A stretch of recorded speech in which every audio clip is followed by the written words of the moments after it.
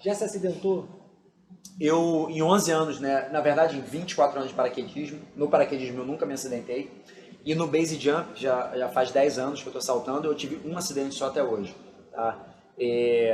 Foi lá na Suíça, foram uma série de pequenos erros, pequenas coisas assim, com um pouco de azar também, né? Azar que eu digo porque poderia ter acontecido uma coisa, mas aconteceu outra.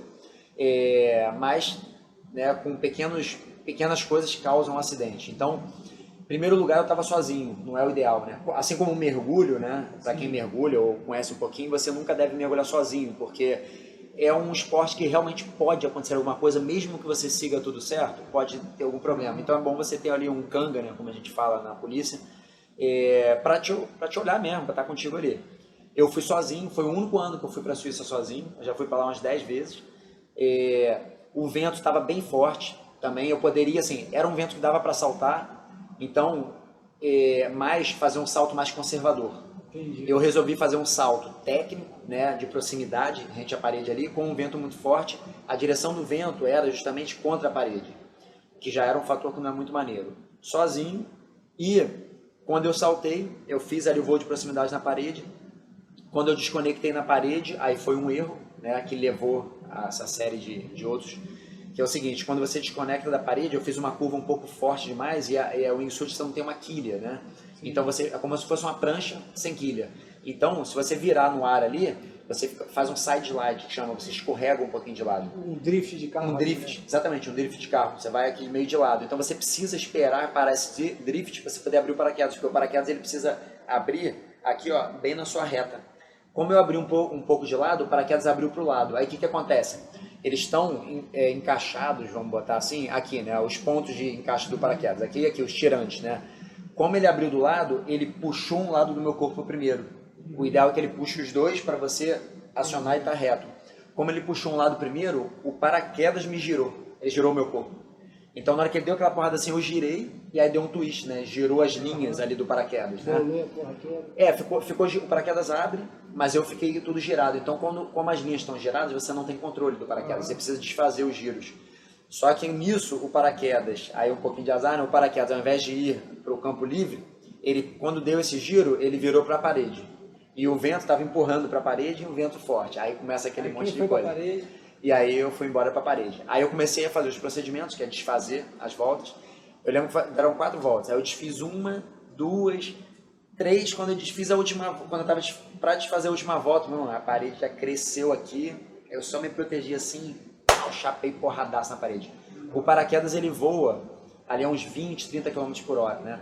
Com o vento de cauda talvez um pouquinho mais, então é um porradaço mesmo, você bater assim. Se você conseguir frear ele, beleza, mas como não tinha controle, não tem como frear, eu porrei na parede.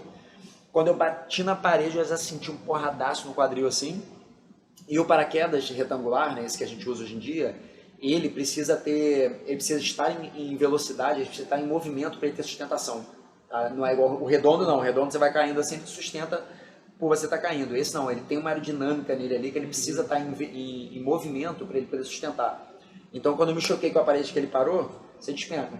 E aí ele vai dando umas infladinhas, ele dá uma segurada, obviamente, porque tem um tecido ali, mas eu despenquei ali, porrando na parede, e aí era pedra mesmo, eu fui porrando, eu falei, meu irmão, fodeu, agora já era. Aí fui só me defendendo ali, tem um procedimento também de você empurrar a parede e tal, eu fui fazendo, ou seja, naquele momento de loucura ali também, tu fala, meu irmão, agora vamos fazer o que... Aí nessa época eu já tinha aprendido, né, o correto. Se fosse o início, por exemplo, eu não tinha feito nada. Fui me safando ali e eu lembro que na hora que eu porrei, assim, eu caí, eu tenho esse vídeo, tá, inclusive. Eu tinha uma câmera pra frente e pra trás aí, depois você entrar no YouTube lá, dá pra ver.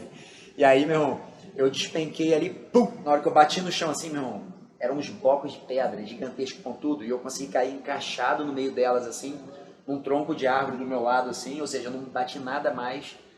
E aí eu tinha feito 3 fraturas na bacia. E você despencou mais ou menos quantos metros, você sabe? Ah, cara, vou botar uns 40 metros aí, tranquilo, de parede. E aí eu lembro que quando eu bati assim, eu porrei, aí também assim, essa coisa do curso, né, dos primeiros socorros, tudo que a gente aprende assim, a calma também no momento desse assim é muito importante, você avaliar os riscos, né, avaliar o prejuízo primeiro. Então na hora que eu bati ali, eu lembro que eu bati, aí dá pra ver no vídeo assim, eu pego o capacete, né, a câmera tá filmando, aí você vê que eu giro o capacete assim, ou seja, eu tava olhando se eu tinha batido a cabeça, né, aí eu falei, pô, o capacete tá intacto, menos mal, a cabeça tá maneira. E aí meio que vendo fratura exposta, né? Se tinha alguma coisa assim, aí eu dou uma palpada assim, aí você vê assim, na hora que eu mexo assim, a perna tá meio molenga assim, eu tinha fraturado a bacia. Eu não sabia na hora ali que eu tinha fraturado, não, eu tava só com muita dor. Eu fiz 3 fraturas na bacia. Mas eu olhei e falei, cara, tô bem. E aí é engraçado... Pro que foi, eu tô razoavelmente bem aqui. Exatamente, eu falei, dá pra tentar sair ainda, né? Na verdade, a ignorância ajuda um pouquinho, né? Porque, assim, quando você fratura a bacia, você rompeu uma artéria que passa aqui, né? A femoral, alguma coisa assim, alguma farpa de osso romper ali, a hemorragia interna já era, rapidinho morre. Mas eu achava que tava tudo bem, entendeu? A ignorância ali, não, Beleza. aí tem que ser um pouquinho ogro, fala, não, tô bem. E aí, lá na Suíça, nesse vale, tem muito salto, né? Quando alguém vê um acidente desse, ele já aciona um helicóptero que tem de resgate lá. Só que eu caí, como eu falei, eu despenquei e fui parar no meio lá dos galhos, das pedras lá e eu sumi. O helicóptero veio, rodou e foi embora. Falei, cara, os caras não me acharam.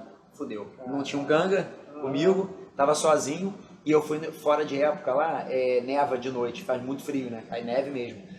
Então eu falei, meu, se eu ficar aqui eu vou morrer de hipotermia, porque o wingsuit você não consegue levar muito casaco, né? Porque você precisa vestir asa. Então eu levava só um casaco para passar falha durante o dia, e se eu passar a noite já era. Eu falei, meu irmão, então agora o negócio aqui é, vambora, levantar e ir embora. E aí, cara, levantei, e eu lembro que eu andei, não era muito longe, mas pro meu estado ali, eu andei no meio da mata, assim, 1h15, até eu conseguir chegar numa ruazinha e conseguir uma ajuda aí para poder ir pro hospital. Caraca. Foi meio punk ele também. E aí você demorou quanto tempo para se recuperar dessa lesão? Essa lesão, 2 meses eu tava saltando já de novo. Fora das recomendações totais também, mas eu não aguentava e Cara, muito bom. voltei a voar com 2 meses.